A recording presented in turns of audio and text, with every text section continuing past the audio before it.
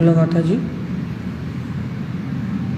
गुण आयरण धम्म आयरण आयरण ज्ञान पे परम पयम तव आयरण जिने जिने उत्तम आयरण अर्थ सुमले पायम हो विषमिखे मेरा मन सुमले पयम।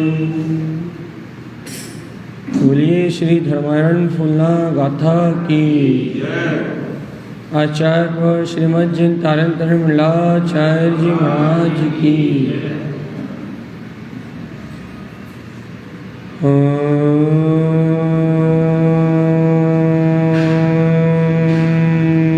नमः सिद्धं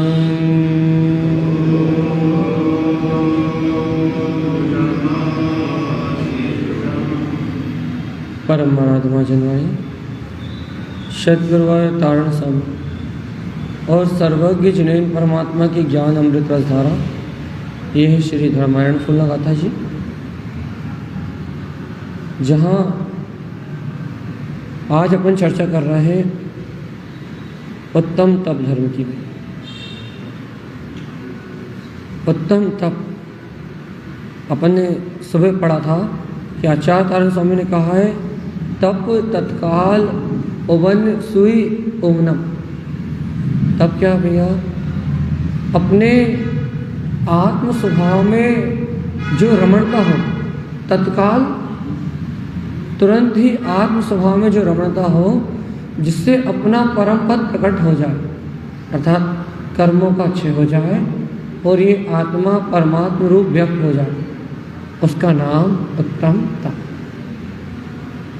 और आज अपन ने कहा था भैया कि आज अपन प्रत्यक्ष तप और परोक्ष तप में अंतर समझेंगे कि प्रत्यक्ष तप क्या है और परोक्ष तप क्या है।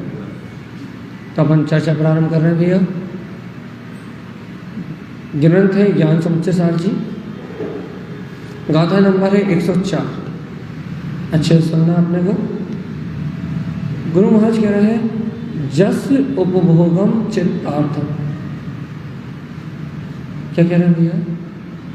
जस उपभोगम चित्तार्थम तस् भोगम समाचय।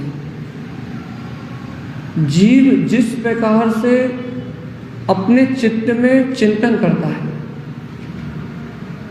जस उपभोग चित्तार्थम, जिस प्रयोजन का चिंतन जीव अपने चित्त में करता है, जिस प्रयोजन से जीव चिंतन करता है भैया, वो प्रयोजन का ही उपभोग चित्त करता है। चाहे वो कसाय का हो, चाहे वो राग का हो, चाहे वो मोह का हो, चाहे वो अपनत का हो, चाहे वो कर्तव्य का हो, कुछ भी हो। जस उपभोगम चित्तार्थम, कि जीव का उपभोग क्या है भैया? अपन सोचते हैं कि अपन जो शरीर से भोगते हैं उसका नाम भोग है, लेकिन जो अपन चिंताओं से भोगते हैं, चित्त से भोगते हैं, उसका नाम उपभोग है। क्या कहना चाहता है स्वामी? जस उपभोग चित्तार्थम तस् भोग समाचरित। जिस प्रकार से जीव अपने चित्त में चिंतन करता है, जिस भाव का बार बार उपभोग करता है, जिन विकल्पों का बार बार उपभोग करता है, तस् भोग समाचरित, उसे वो ही भोग प्राप्त होते हैं, वो ही निमित्त संयोग मिलते हैं, उसकी वैसे ही हाव भाव हो जाते हैं, उसकी वैसे ही क्रिया होने लगती है, उसका वैसा ही परिणाम और परिणमन होने लगता है। अच्छे समझो आप, 7 गाथा है, 7 गाथाओं को अपने समझना है। 104, 105, 106, 107, 108, 109, 4 गाथाओं में कहा है गुरु महाराज। क्या कहा है? जस उपभोग चित्तार्थम, जीव जिस उपभोग का अपने चित्त में चिंतन करता है।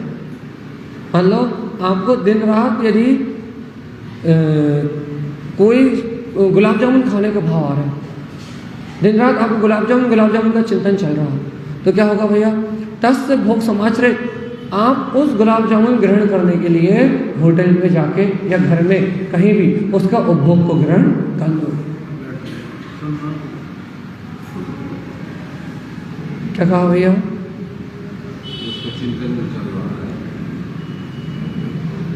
फिर से बोल रहा हूँ, 3-4 बार बोल चुका, एक बार फिर बोल रहा हूँ, क्योंकि इस बात को समझे बिना आगे की बात समझ में नहीं आई। यदि ये बात समझ में नहीं आई तो आगे की गाथाएं ऊपर से निकल जाएंगी और आपको परोक्ष तक पता नहीं लगेगा। तो जब तक परोक्ष में नहीं पता लगेगा तो प्रत्यक्ष कभी होगा नहीं। जब तक परोक्ष में नहीं होगा, जब तक प्रत्यक्ष कभी नहीं होगा। इसलिए ध्यान रखो, अच्छे सुनो भैया, फिर से कह रहा है, जस उपभोग चित्तार्थम, जो जीव अपने चित्त में अर्थ रूप चिंतन करता है, अर्थ मतलब जिस भाव को जीव प्रयोजन भूत मान के, अपने लिए अनिवार्य मान के, अपने लिए हितकारी मान के, जिस भाव का जीव अपने चित्त में चिंतन करता है कि मुझे ये चाहिए, मुझे ऐसा करना है, मेरे को ऐसी इच्छाएं हैं, ऐसी कामनाएं हैं, ऐसी वासनाएं हैं, जिस बात का चित्त में चिंतन करता है, गुरु महाराज कह रहे हैं तस् भोगम समाचरेत, उसका भोग उसी प्रकार से होने लगता है, वो उसी प्रकार की प्रवृत्ति करने लगता है। जो अंतर में चिंतन करेगा वैसे ही बाहर में प्रवृत्ति करेगा। अब आगे कहते हैं शुद्धम मुक्ति पंथम जैन, शुद्ध भोग से क्या होता है? जो जीव शुद्ध भाव का चिंतन करते हैं, शुद्ध स्वभाव का चिंतन करते हैं, वस्तु स्वरूप का चिंतन करते हैं, जिनेंद्र भगवान की आज्ञा का चिंतन करते हैं, शुद्ध मुक्ति पंथम जैन, शुद्ध उपभोग मुक्ति का मार्ग दर्शाता है, अर्थात मुक्ति की ओर लेके जाता है। और अशुद्धम दुर्गति भाषा, और अशुद्ध उपभोग कहाँ ले जाता है भैया? दुर्गति। इससे आपको क्या समझ में आया? क्या समझ में आया आपको? क्या समझ में आया? क्या समझ में आया? हाँ, फिर से कह रहा हूं, जस उपभोगम चित्तार्थम, जिस विचार का आप बार बार उपभोग करोगे, वस्तु के स्वरूप के चिंतन का, राग का, देश का, कसाय का, काम का, भोग का, तस् भोगम समाचरित, उस भोग सहित हो जाओगे। उस उपभोग जिसका अंदर में बार बार उपभोग करोगे, जिस विचार का बार बार ममत्व का, अपनत्व का, कर्तव्य का, जिस विचार का बार बार अपने चित्त में उपभोग करोगे, तस् उपभोग समाचरित, उसके भोग सहित हो जाओगे। वो उस रूप प्रवृत्ति होने लगेगी। आप बार बार काम का चिंतन करोगे तो उस काम रूप प्रवृत्ति होने लगेगी। राग का चिंतन करोगे तो राग रूप प्रवृत्ति होने लगेगी। लोभ का चिंतन करोगे तो लोभ रूप प्रवृत्ति होने लगेगी।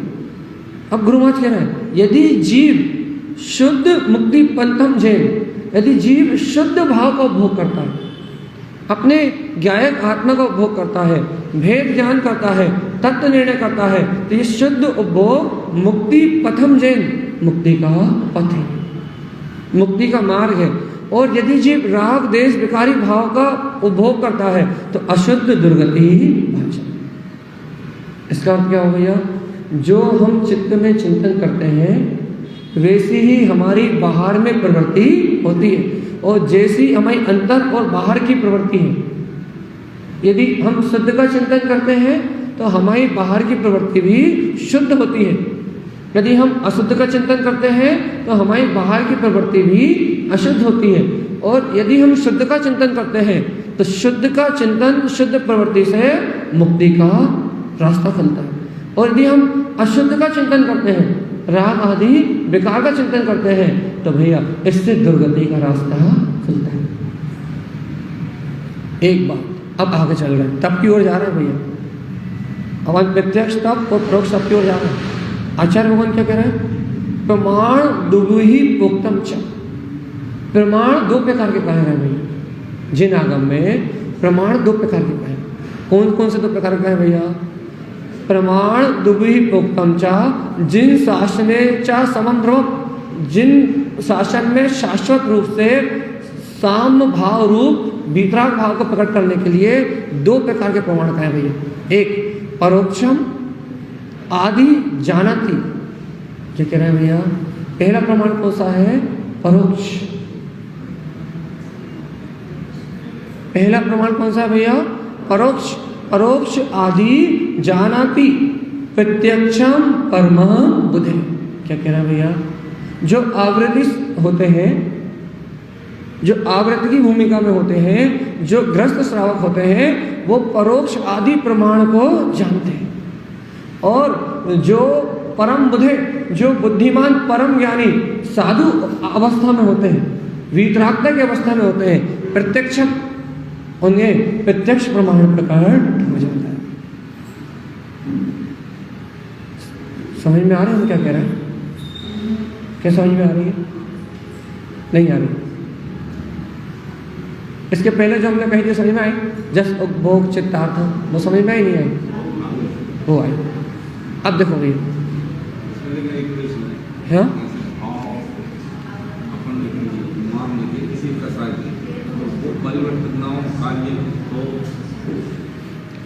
देखो, जितने समय अपन विचार कर रहे हैं उतने समय तो अपने को उनका उपभोग हुआ ही, और यदि वो निमित्त मिलेगा तो भड़भड़ाहट सामने निकल भी आएगी, और परिणमित निमित्त ना मिले तो अंतर में अपना उपभोग तो हो ही है। टल जाए ऐसा नहीं है, आज नहीं तो कल मिलेगा, कल नहीं तो परसों मिलेगा, परसों नहीं तो 4 दिन बाद मिलेगा, क्योंकि अंतर में तो उपभोग तो हो ही गया। अब शरीर से भोग होना रह गया तो इसलिए रह गया कि निमित्त नहीं मिला। मुझे निमित्त मिल जाता वो हुए बिना नहीं रहते। और एक बात, यदि नहीं भी मिला मान लो, तो अपन लोगों से कह के, लोगों से बता के, लोगों को सुना के, उसके प्रति बुरे करने की प्रवृत्ति करके, शरीर से हाव भाव प्रकट करके, शरीर से क्रोध प्रकट करके अपन उसका उपभोग तो कर ही लेते हैं। उपभोग तो कर ही रहे, भोग भी कर लेते हैं। निमित्त मिल जाता है वैसा परिणमन होता है, नहीं मिलता तो नहीं होता। अब हम दूसरी बात क्या कह रहे हैं जो आपको समझ में नहीं आई, हम अपनी भाषा में समझा दें।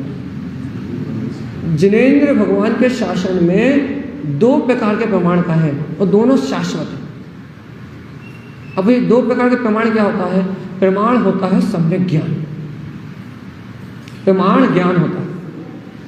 प्रमाण क्या होता है? ज्ञान। सम्यक ज्ञान प्रमाण मोक्ष मार्ग की साधना चलती है।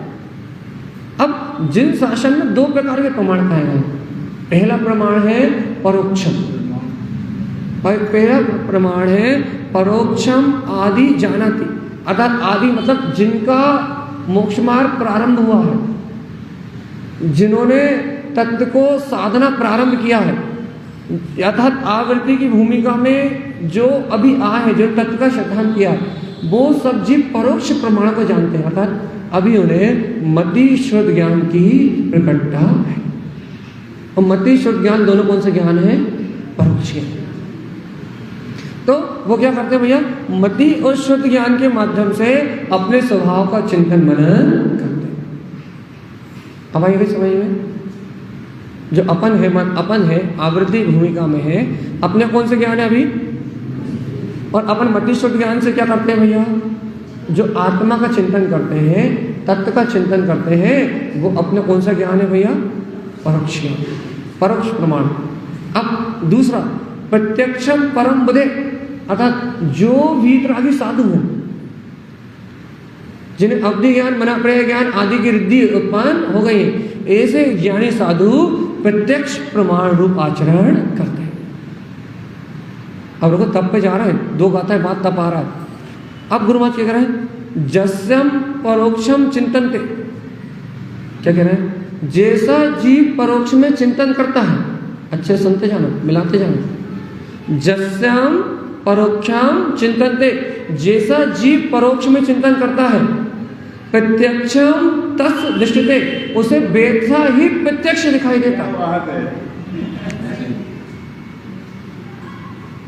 बहुत मार्गे की बात कर रहे हैं। अपन कहते हैं ना भैया हम आँख बंद करके चिंतन कर रहे हैं, इससे क्या होगा?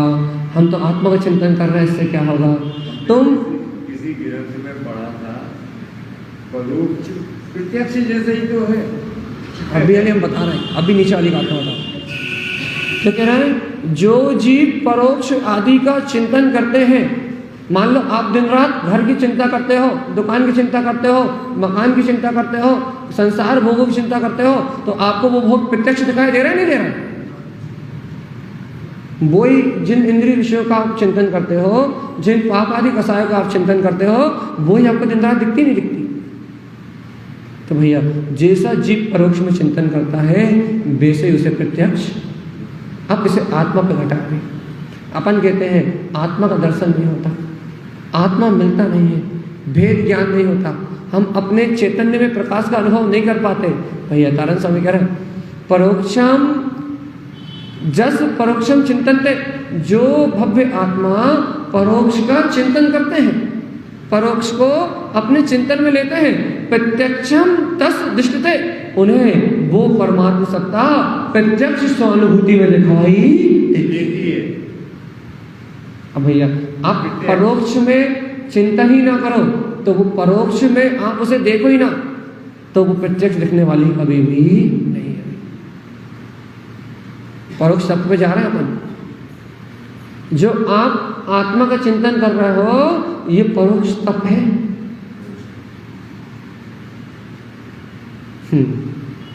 अभी स्वीकार करना मुश्किल हो जाएगा, क्योंकि उपवास करना तो तब लगता है, लेकिन आत्मा का चिंतन करना तब नहीं लगता।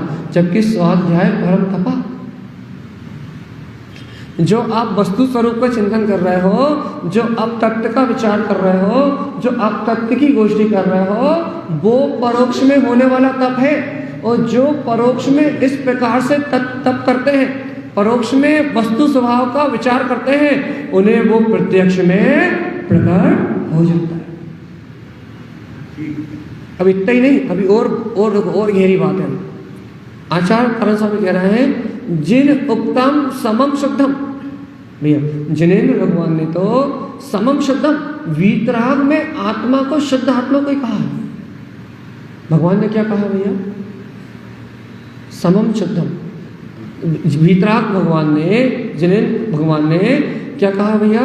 जिन उत्तम समम शुद्धम, जिनेन्द्र भगवान ने तो अपने शुद्ध वीतराग स्वभाव को ही कहा है, इसके अलावा उन्होंने कोई उपदेश ही नहीं दिया। अब देखो तारण स्वामी क्या कहते हैं, प्रमाणम भाव समाचरे, जो जीव इस भाव को, इस शुद्ध भाव को प्रमाण कर लेते हैं, उनको इसमें आचरण प्रकट हो जाता है। बात समझ में आई? नहीं आई, फिर से सुनो। जिन उत्तम समम शुद्धम, जिनेन्द्र भगवान ने क्या कहा है? क्या कहा है? समम शुद्धम का क्या अर्थ हुआ? समम मतलब होता है वीतराग का समता भाव, साक्षी भाव, आनंद का भाव, अपना भाव, ठीक है। और शुद्धम का मतलब क्या होता है? शुद्ध। तो जिन उत्तम समम शुद्धम, जिनेन्द्र भगवान ने क्या कहा भैया? समता भाव में शुद्ध स्वभाव को कहा। आप क्या कह रहे हैं आचार्य तारण स्वामी?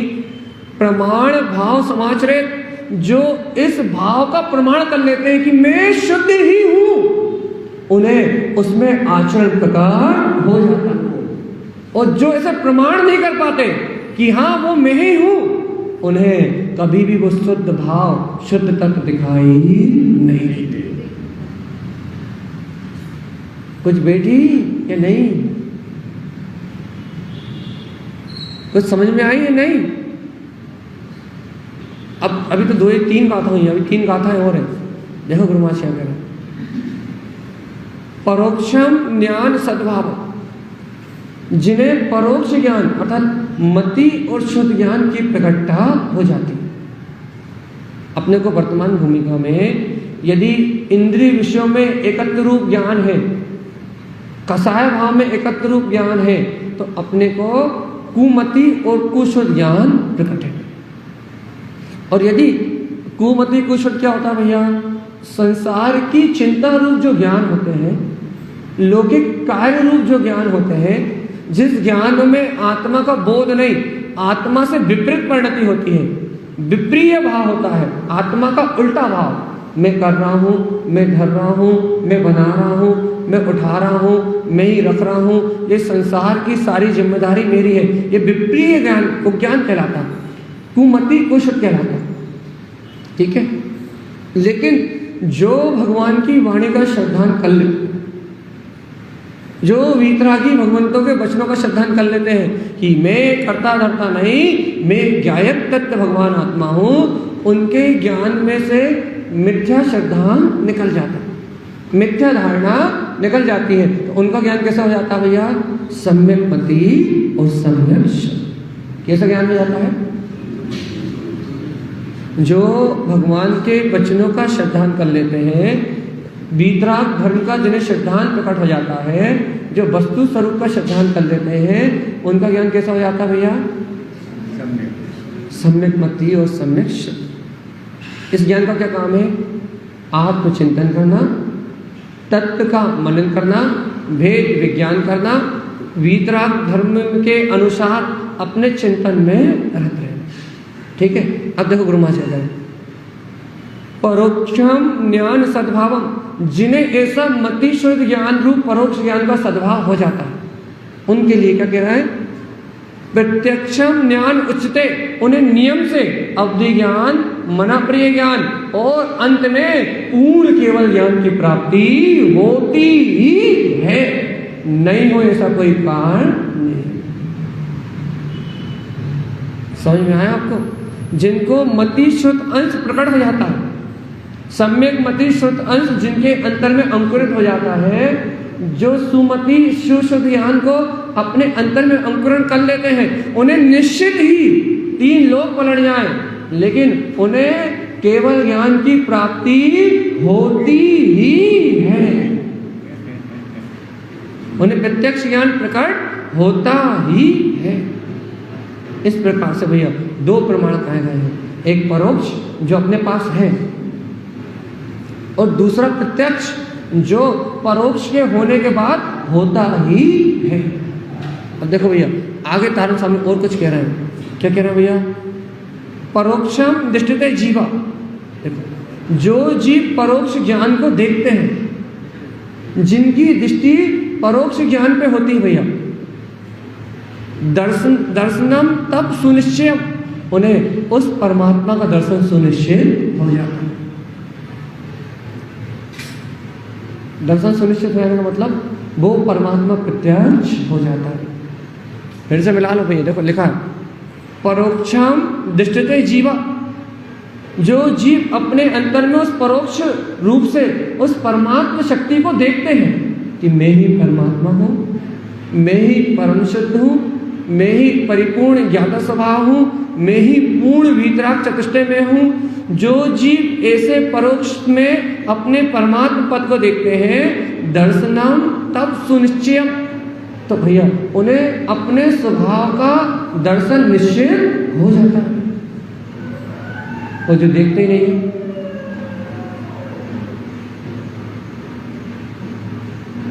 भैया अपने अंतर के कपाट खोलने की बात है।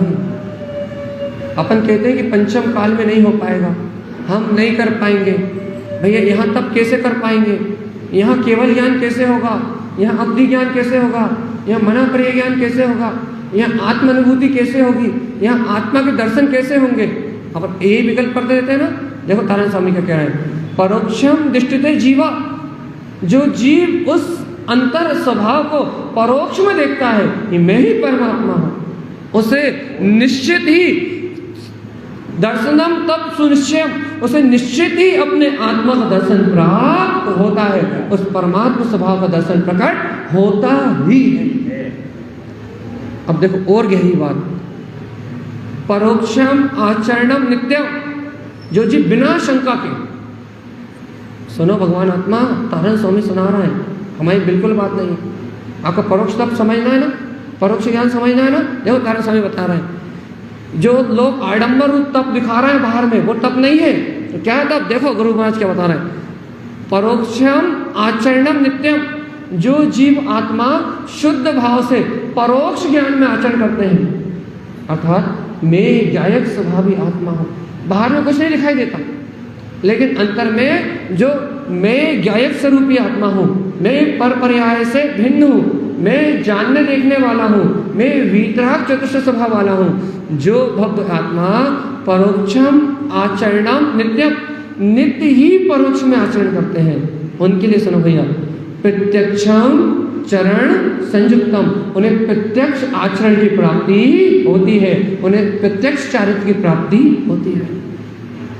आज आवृत्ति है, आज तत्व का चिंतन कर रहा है, आज आवृत्ति है, आज वीतराग भाव का चिंतन कर रहा है, आज आवृत्ति है, आज रत्नत्रय का चिंतन कर रहा है, और कल ये रत्नत्रय का धारी हो जाएगा, कल वीतरागी हो जाएगा, कल साधु हो जाएगा।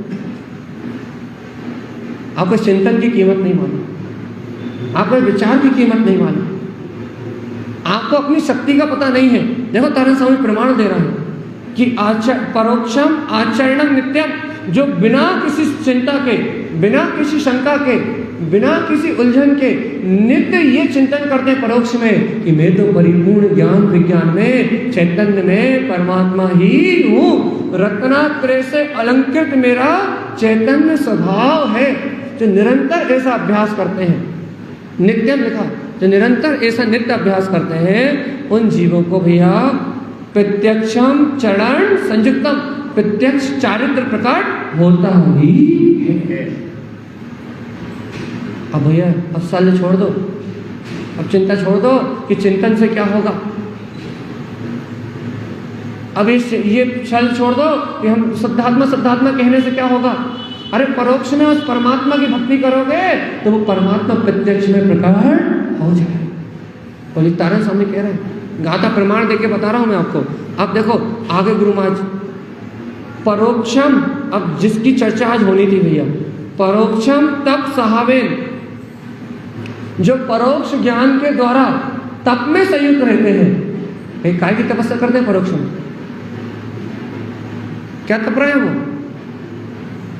परोक्षम तप सहावेन, वो मन को तपा रहे हैं, वो अपनी इच्छाओं को तपा रहे हैं, इच्छाओं का निरोध कर रहे हैं। जो मिथ्या विचार है, मिथ्या संस्कार है, उनका निरोध करके भगवान की वाणी का चिंतन कर रहे हैं, वस्तु स्वरूप का चिंतन कर रहे हैं। इन्हें ऐसा मत समझो ये कायर है, ये तप कर रहे हैं घर में रह के। समझ में आ रही है आपको? तो कह रहे हैं हम आपसे कि परोक्षम तप सहावे, जो परोक्ष में अपने मन की इच्छाओं का निरोध करके, अनेक मिथ्या मान्यताओं का निरोध करके, अनेक अशुद्ध संस्कारों का निरोध करके, परोक्षम तप सहावे, जो भैया परोक्ष में तप से संयुक्त रहते हैं, परोक्ष में अपना तपस्रण करते हैं भैया, अर्थात मन के माया रूप परिणामों को छोड़ के और भगवान की वाणी की स्वीकारता रूप, मन की मान्यताओं को तोड़ के जिनेंद्र भगवान के सिद्धांतों की स्वीकारता रूप जो ये अंतर में आचरण कर रहे हैं, ये इनका तपस्सरण है भैया। शरीर से आपको कुछ नहीं दिखेगा, आपको आवृत्ति श्रावक शरीर से आपको कुछ करता हुआ नहीं दिखेगा, अष्टमूल गुणों का पालन करता हुआ दिखेगा। आप कहोगे भैया इससे अच्छा है तो वो जंगल में रह रहा है। अरे जंगल में रहने वाले तो मिथ्या दृष्टि भी हो सकते हैं, लेकिन एक घर में रहने वाला, परोक्ष सब करने वाला नियम से सम्यक दृष्टि ही है और निर्वाण को प्राप्त करेगा। सुनो गुरु महाराज क्या कह रहा है, क्या कह रहा है? परोक्ष तप सहावे, जो ये भव्य आत्मा जो परोक्ष रूप से तपस्या करते हैं, प्रत्यक्ष तप ज्ञानम ध्रुवम, उन्हें भैया अपने ज्ञान की विशुद्धि रूप प्रत्यक्ष तप प्रकट हो जाता है, अर्थात अब्धि ज्ञान, मनप्रय ज्ञान और केवल ज्ञान आदि की प्राप्ति हो जाती है। यह है तप भैया। अपने जीवन निकाल दिया उपास कर रहे हैं, उपास करने की मनाही नहीं कर रहे, अपने जीवन निकाल दिया तप के नाम पे नाना प्रकार की क्रियाएं कर रहे हैं। हाँ, उन क्रियाओं की बात नहीं कर रहे हैं, वो आप कर रहे हो अच्छी बात है, सदाचार में जीवन है, आप दुर्गतियों में नहीं जाने की इच्छा रखते हो, अच्छी बात है। लेकिन जिनेंद्र भगवान जिस तप की बात कर रहे हैं, कम से कम उस तप को समझ तो लो, उस तप की शुरुआत तो कर दो भैया, क्योंकि उस तप के साथ यदि बाहर का तप होगा तो निर्वाण का कारण बनेगा। और यदि जो जिन्हें भगवान ये तप कह रहे हैं उसके बिना यदि आपका तप होगा तो वो जिन आगम में तप नहीं कहलाएगा भैया। जिन आगम से क्रियाकांड आडंबर कह के छोड़ देंगे, संसार का पालन कह के छोड़ देंगे। तो क्या कह रहे हैं करण स्वामी भैया? परोक्षम तप सहावे, जो परोक्ष में तपते हैं, स्वर्ण का उदाहरण दिया था ना भैया, जो परोक्ष में तपते हैं, अर्थात परोक्ष में तपस्या क्या कहलाती है भैया? मन की इच्छाओं का निरोध करना तपस्या है। अपन सोचते हैं शरीर की क्रिया करना तपस्या है, शरीर को तपाना तपस्या है। शरीर को तपाना तपस्या नहीं है, मन को तपाना तपस्या है। देखो देखो, अच्छा हम आपको उदाहरण देते हैं। आपने आज उपवास किया, ठीक है ना? आज के दिन आपने उपवास किया तो आपने शरीर को तपाया, लेकिन भैया आज का समय कैसे पास हो? तो एक काम करो, 4 DVD ले आओ और आज पूरे दिन पिक्चर देखो भैया। ये भैया आज उपवास है तो आज चलो पार्क में घूमने चलते हैं। आज भैया उपवास है, आज एकादश है तो आज टाइम कहाँ कटेगा? चलो भैया दुकान पे बैठ जाते हैं, दिन भर निकल जाएगा, ग्राहकों को पता ही लगेगा भूख लगी नहीं लगी। आज उपवास है तो भैया क्या करें? भाई आज घर के सारे काम निकाल लो। क्यों निकाल लो भैया? क्योंकि मन इधर उधर बटा रहेगा, दोस्तों के साथ बटा रहेगा, तो भैया क्या होगा? पूरा दिन निकल जाएगा और पता नहीं लगेगा। भाई ये उपवास है, तब है ये। चलिए बताओ भैया, ये उपवास है, ये तप है, क्या है? तो अपन शरीर को तपाने का नाम तप मानते हैं। अच्छा बताओ भैया, एक व्यक्ति उपवास कर रहा है, 10 के 10 उपवास कर रहा है, लगन कहे। एक व्यक्ति मान लो 10 दिन का उपवास कर रहा है भैया, और एक व्यक्ति स्वाध्याय कर रहा है। बताओ, आप स्वाध्याय करने वालों से कहोगे कि भैया पानी दे देना या दरवाजा खोल देना? उपवास करने वालों से क्या कहोगे? भैया उसने उपवास किया, उसे पेट रहने, उससे काम मत करवा। हाँ, किससे कहोगे बताओ? एक व्यक्ति स्वाध्याय कर रहा है, तत्व चिंतन कर रहा है, भगवान की वाणी का अध्ययन कर रहा है, भेद ज्ञान तत्व निर्णय कर रहा है, अपने स्वभाव की आराधना कर रहा है, मन की इच्छाओं को तपा रहा है, मन की इच्छाओं का निरोध कर रहा है, और आत्मचिंतन करके भगवान की वाणी को अंगीकार कर रहा है। और एक व्यक्ति उपवास करके बैठा है, बताओ किससे काम बोलोगे? हाँ, बेचारा जो तपस्या कर रहा है उससे काम बोलोगे, और जो भूखा मर रहा है उसे आराम करने दोगे।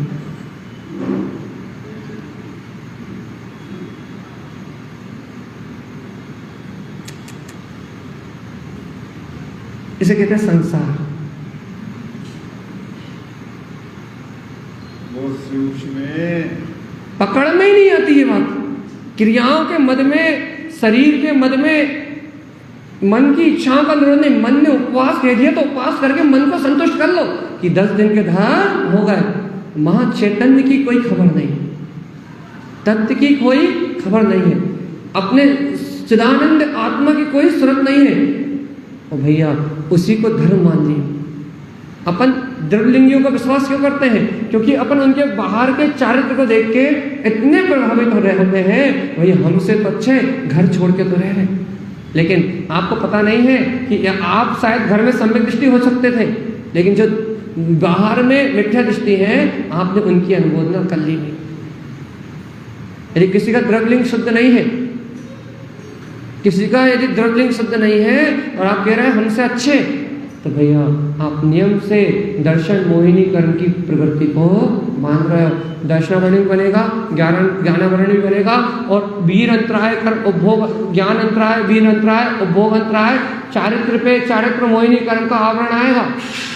वीर अंतराय पे भी आएगा, वीर अंतराय हमने कहा, चारित्र मोहिनी का आवरण आएगा, और भगवान आत्मा कहाँ जाओगे तुम्हें नहीं पता लगेगा। बिना आगम जाने बिना वस्तु के स्वभाव को जाने यदि अनुभूत न कर ली तो वीर अंतराय, ज्ञान अंतराय, दान अंतराय, तीनों अंतराय का बनेंगे और कहाँ जाओगे तुम जानना। इसलिए स्वाध्याय, तत्व चिंतन, भगवान की वाणी का मंथन, जनेंद्र भगवान की बात को रुच रुच के ग्रहण करना, एक एक ऐसी लगनी चाहिए अमृत की तरह कि कैसा अमृत परोस रहा है हमें, कैसा आनंद परोस रहा है हमें, कैसी रुचि परोस रहा है हमें, कैसे अपने परमात्मा से मिलन की विधि बता रहे हैं। एक एक शब्द रुचना चाहिए, एक एक बात रुचनी चाहिए, एक एक गाथा रुचनी चाहिए, कैसा आनंद बरसा रहे हैं, कैसा अमृत पिला रहे हैं अपने को। भैया ये अमृत नहीं रुचता, क्रियाएं रुचती। देखो तारण स्वामी हम अपने मन से कुछ भी नहीं बोल रहे, परोक्षम तप साहबेन, भैया जो परोक्ष में तप करते हैं, जो परोक्ष तप के स्वभाव में रख लेते हैं, आचार्य तारण स्वामी गारंटी कह दे रहे हैं, प्रत्यक्षम तप, उन्हें प्रत्यक्ष तप प्रकट होता है, ज्ञानम ध्रुवम, ध्रुव ज्ञान की प्रकटता होती है, शाश्वत ज्ञान में स्वभाव का प्रकाश उनके अंदर से जगमगाता है।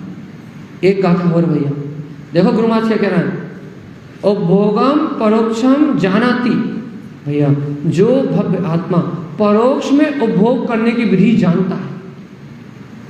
क्या कह रहा है भैया, परोक्षम उपभोग जानाति, जो आत्मार्थी भव्य जीव परोक्ष में उपभोग करने की विधि को जानता है, वो भव्यार्थ, वो भव्य जीव, शुद्ध भाव स्वयं ध्रुवम, वो स्वयं के शुद्ध भाव को, स्वयं शुद्ध भाव, स्वयं के शुद्ध भाव को उपलब्ध होकर स्वयं ध्रुवम, स्वयं के ध्रुव स्वभाव को प्रकट कर लेता है।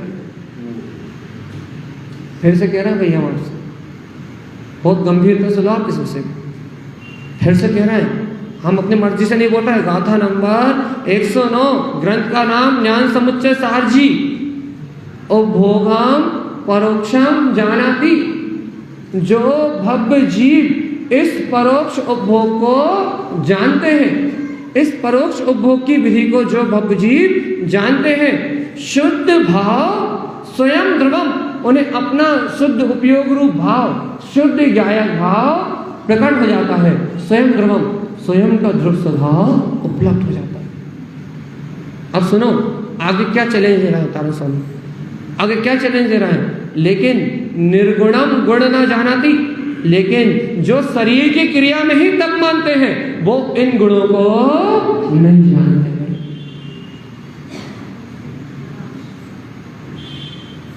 जो भूखे मरने को ही तप मानते हैं, जो शरीर की क्रिया को ही तप मानते हैं, जो शरीर से होने वाले परिणमन को ही तप मानते हैं, निर्गुणम गुण ना जानाति, वो निर्गुण जीव गुणों को नहीं जानते। और भैया जो निर्गुण जीव गुणों को नहीं जानते, मिथ्यात्म सहकारिणम, वो मिथ्यात् सहित अशुद्ध तप का सहकार करते हैं, वो कभी शुद्ध तप को नहीं जानते। आगे आगे बढ़े दीदी, आगे बढ़े सामने।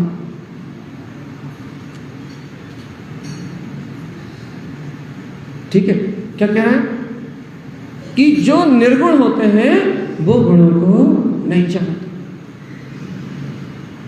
भैया देखो देखो, अपन जिस भाव का दिन रात चिंतन करते हैं, जिस परिस्थिति का अपन दिन रात चिंतन करते हैं, उस परिस्थिति का अपने को दिन रात भोग होता है। और भैया जो मिथ्या दृष्टि जीव होते हैं, जो अज्ञानी जीव होते हैं, वो दिन रात उस अज्ञान भाव का चिंतन करके दिन रात उसका उपभोग करते हैं, दिन रात।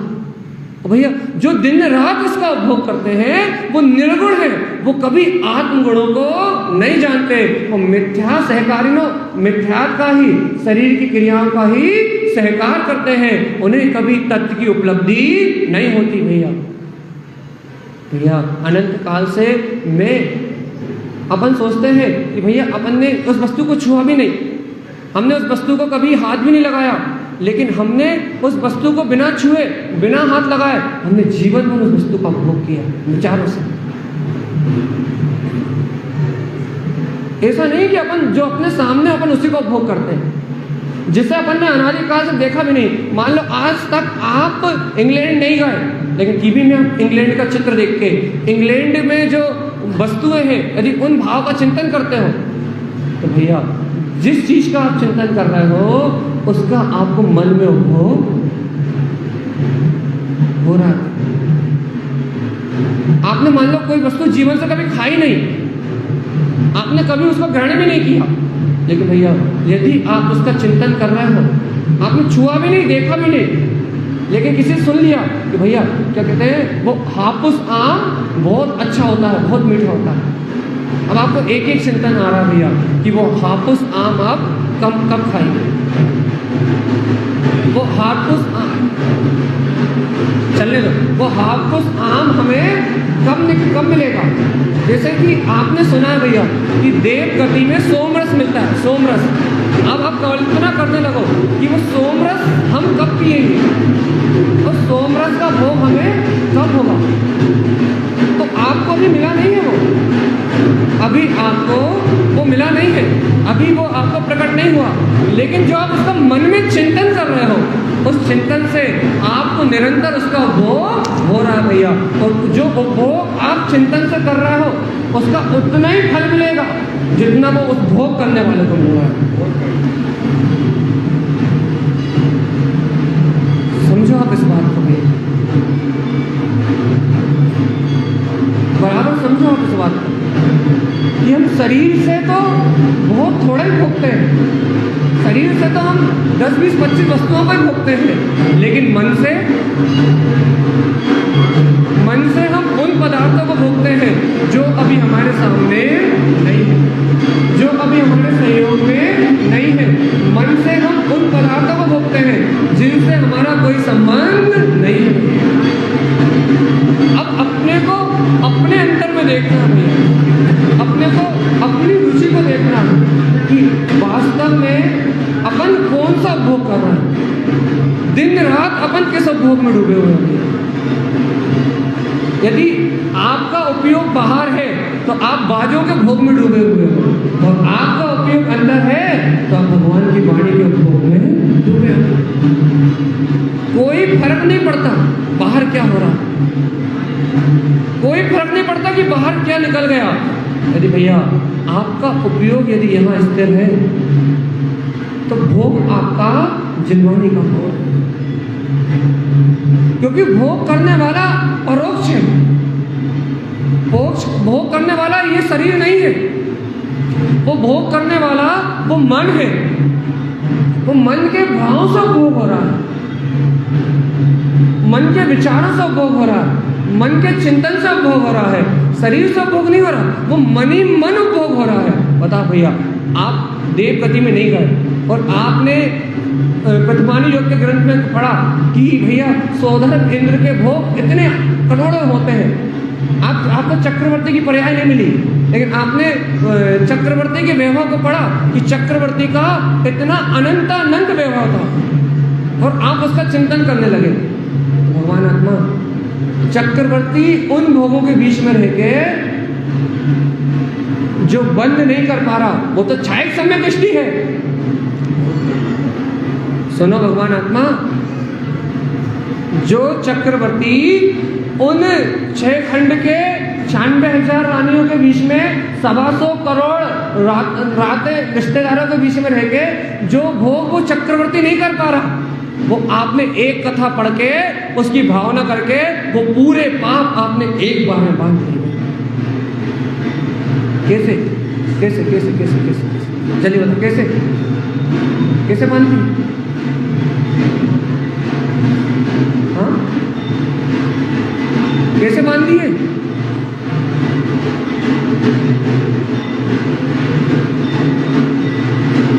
देखो एक और उदाहरण लेते हैं, जैसे कि बाहर में ये जलसा निकल रहा है, मिथ्या देव अदेव कुदेव का जलसा निकल रहा है। अब यदि आपको ये भाव आ जाए कि भैया ये भी तो धर्म है, ये भी तो देव है, इनकी भी तो प्रभावना हो रही है, यदि ये भाव आ जाए तो आपने चैत्यालय में बैठ के मिथ्यात्व का उपभोग कर लिया।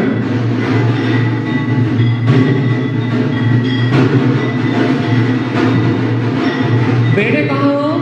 चैत्यालय में। सच्चे देव गुरु धर्म के आले में, जहाँ वीतराग धर्म की प्रभावना होती है। और यदि आपको वो विचार आ गया कि वो भी तो अच्छा हो रहा है, वो भी तो धर्म है, वो भी तो करना चाहिए, तो भैया काय का भोग हो गया?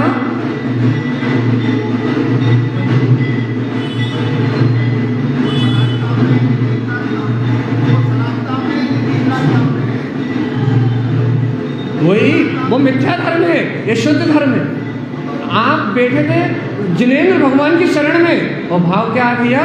वो भी तो अच्छा कर रहे हैं, बस इतनी सी भावना, सिर्फ इतनी सी भावना आपको उस मिथ्या धर्म का भोग करा देगी। यह है परोक्ष और प्रत्यक्ष की बात,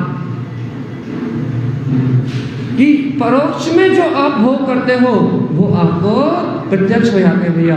परोक्ष में आप जिसकी अनुमोदना करते हो वो आपको प्रत्यक्ष हो जाती है भैया। आज अपने जीवन में यदि कोई नहीं रहा, आज मान लो अपना पुत्र मर गया, या फिर अपनी माता मर गई, अपने पिता मर गए, और अपन दिन रात उनकी याद में भैया करते, हमारे पिताजी ऐसा करते थे, ऐसा खिलाते थे, हमारा लड़का ऐसा खेलता था, हमारा लड़का ऐसा बोलता था, हमारा लड़का ऐसा खाता था, हमारे पिताजी ऐसे चलते थे, हमारे पिताजी ऐसे बनाते थे, हमारे पिताजी ऐसे खिलाते थे।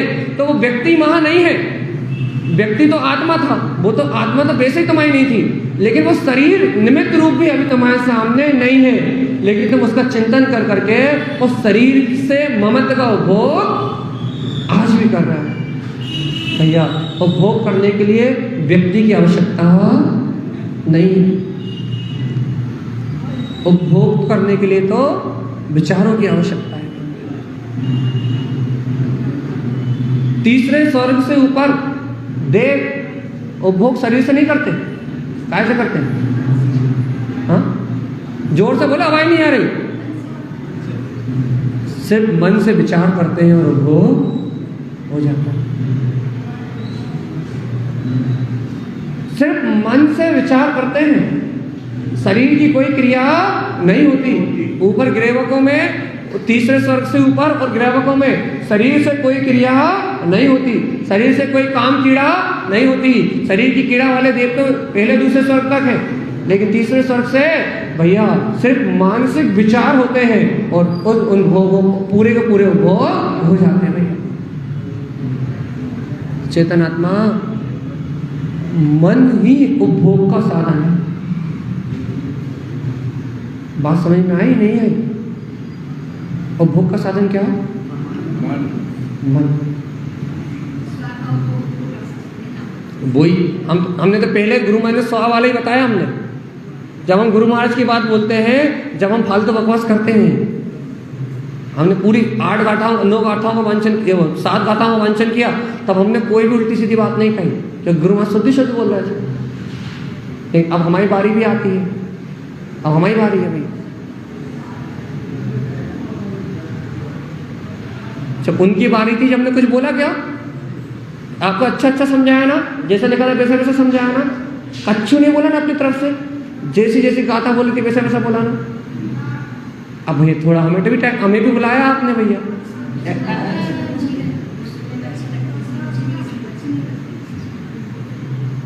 भैया हमें भी तो बुलाया आपने, हमें तो झेलना तो पड़ेगा ही, बुलाया तो झेलो। तब क्या कह रहे हैं भैया कि जो अपन मन से निरंतर विचार कर रहे हैं वो एक एक विचार उपभोग है अपना। इसलिए कहते हैं भगवान कि भेद ज्ञान करो, हर विचार से भिन्न में आत्मा हो, हर संकल्प विकल्प से भिन्न में आत्मा हो, हर संयोग से भिन्न में आत्मा हो। इस बात का निरंतर शुद्धि रखो, आत्म शुद्धि रखो, इससे ही शुद्ध उपभोग होगा और इससे शुद्ध भाव की प्रकटता होगी, इससे आत्मा का दर्शन निश्चित होगा। यदि इस शुद्ध भोग को नहीं करेंगे तो भैया बिना भोग करे भुगतेंगे कर्मों की सजा। बिना भोग करे क्यों कह रहे हो आप? भाई शरीर से भोग करना आप भोग मानते हो ना, बिना शरीर से भोग करे कर्मों की सजा भुगतोगे, मन से भोग का परिणाम भुगतोगे चेतना।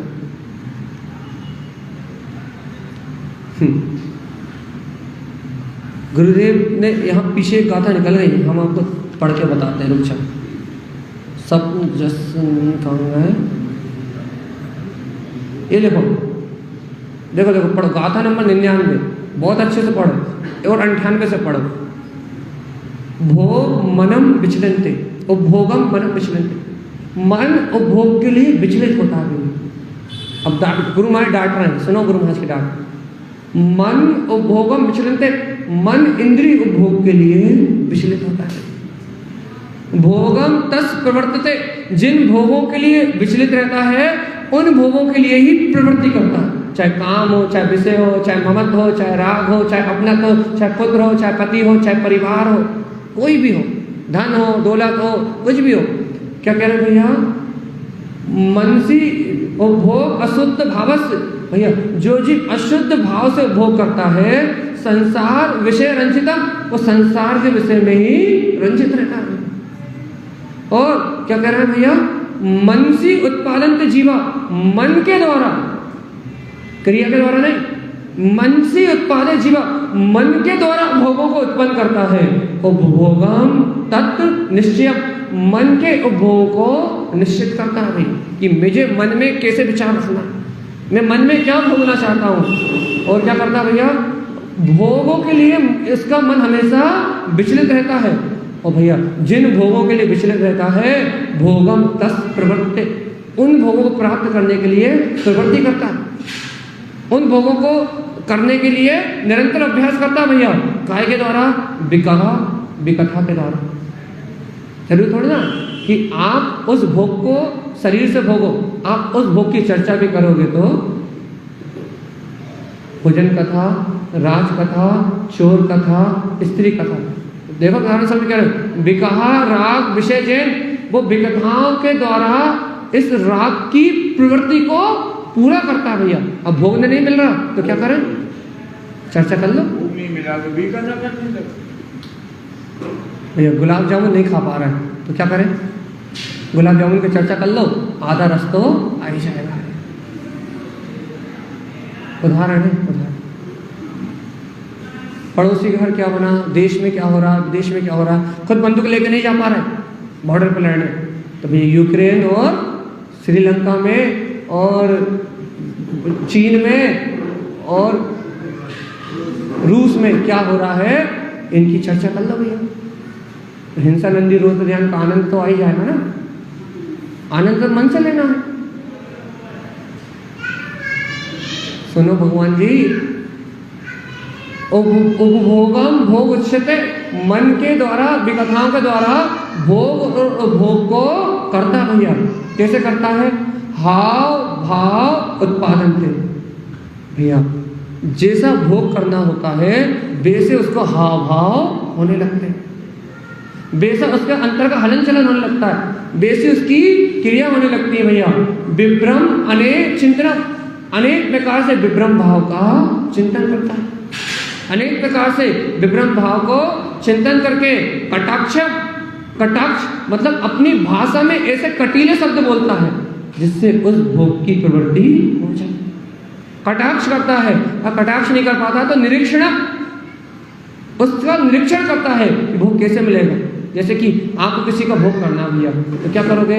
आप मैगजीन खोल लो, मैगजीन में उस वस्तु का निरीक्षण कर लो, उस वस्तु को सामने देख लो। जैसे स्त्रियों के अंग पांग को निहारना, पुरुषों को निहारना, ताजमहल को निहारना, ये क्या है?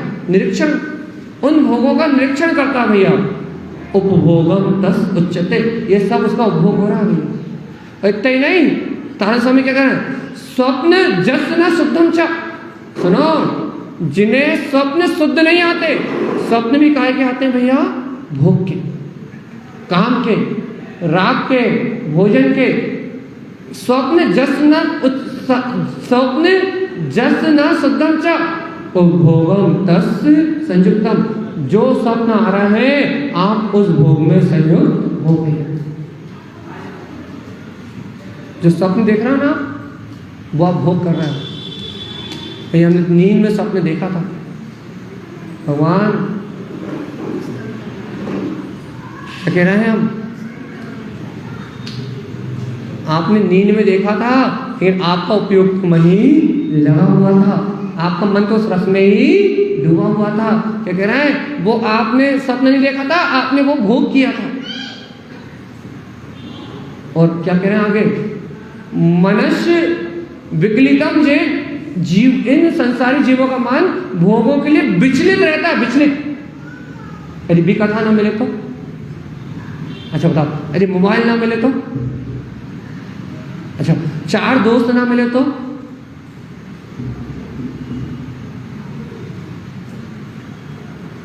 चलिए बताओ भाई। हम तो बुरी चीज की बात कर रहे हैं, जो सदुपयोग कर रहे हैं उनकी बात नहीं चल रही। 99% वालों की बात चल रही है, 1% वालों को छोड़ रहा है। मनुष्य विकलितम जिनसे मन विचलित होता है उनकी बात कर रहे हैं, जिससे मन संयमित होता है उसकी बात नहीं कर रहे। क्या कर रहे हैं भैया कि मनुष्य विकलितम इन भोगों के लिए मन हमेशा विचलित रहता है। और भैया क्या कह रहे हैं गुरु महाराज, उपभोगम भाव समम जुतम, भैया वे जीव उस भोग से संयत रहते हैं। ऐसे जीवों को आत्मा क्या है, शुद्धात्मा क्या है, परमात्मा क्या है, जिन्हें भगवान ने क्या कहा, मुक्ति का मार्ग क्या है, कल्याण कैसे होगा, इन सब बातों की कोई परवाह नहीं है। वो तो मन ही मन अज्ञान का चिंतन करते हुए, मन ही मन मोह का चिंतन करते हुए, मन ही मन राग का चिंतन करते हुए अशुभ भोग को बढ़ाते हैं और दुर्गति की ओर चले जाते हैं। यह है संसार।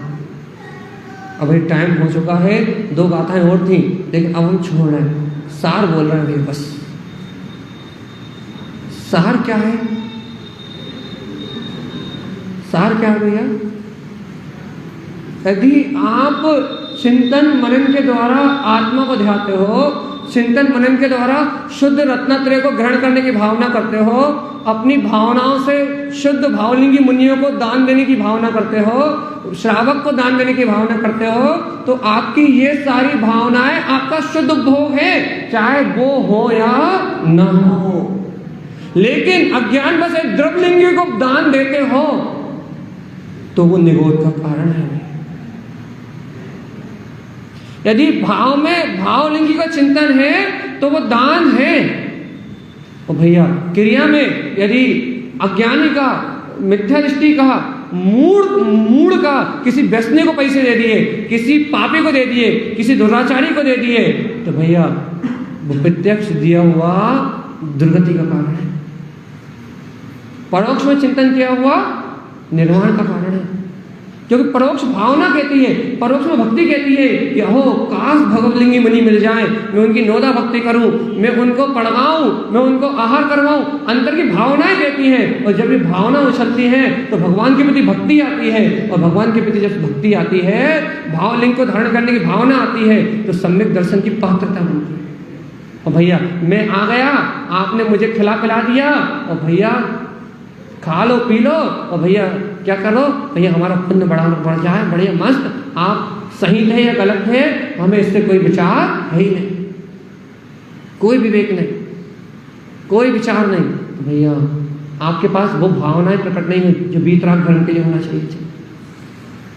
जो सम्यक दर्शन के प्रति जो आपकी भावना होनी चाहिए थी वो प्रकट नहीं हुई, जो सम्यक ज्ञान के प्रति भावना होनी चाहिए थी वो प्रकट नहीं हुई, जो सम्यक चारित्र के प्रति भावना उत्पन्न होनी थी वो नहीं हुई। अब आपकी भावना ही नहीं प्रकट हुई तो भोग कहां से होगा भगवान जी?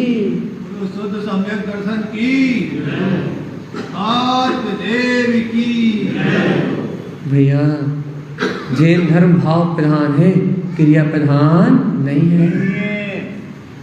पर अपन ने क्रिया प्रधान बनाने की कोशिश में भाव को गौण कर दिया है। जयसागर महाराज जी कहते थे, वो पंडित थे उस समय, नाना जी थे। जयसागर महाराज जी आपके नाना सगे, हाँ वो कहते थे हमें एक लाइन, वो पूरा दुआ तो नहीं आ रहा है यार, एक लाइन, गांठ को देखी नहीं, ये गांठ खोल के देखी नहीं है कभी। बाबूजी भी कहते थे इस बात, गांठ खोल देखी नहीं। बात सिर्फ इतनी सी है भैया कि पूरा धर्म भाव प्रधान है। आप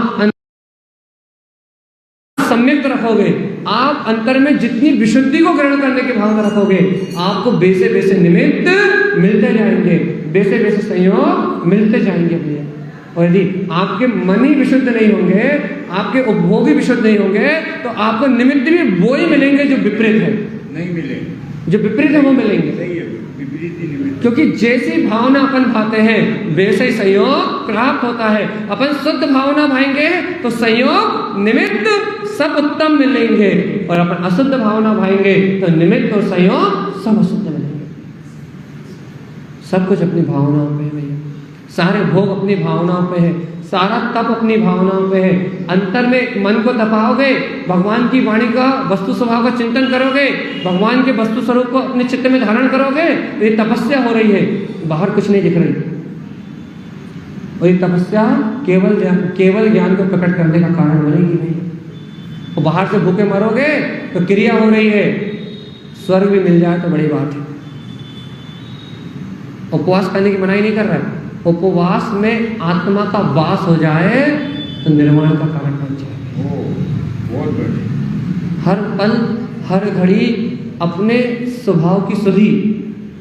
बस आज टाइम हो गया भैया पूरा, इतना कि हम अपनी बात को पूरा कर रहे हैं कि परोक्ष में जो चिंतन है वो अपना भोग है। फिर शुद्ध भाव से अपन अपने अंतर के उपभोग को प्रकट करें तो परमात्मा बनने में ज़्यादा देर नहीं है। आप घर में तपस्वी हो और यदि कपड़े उतार के जंगल में चले जाओगे तो भी तब तक तपस्वी नहीं जब तक शुद्ध भाव की प्रकटता नहीं हुई।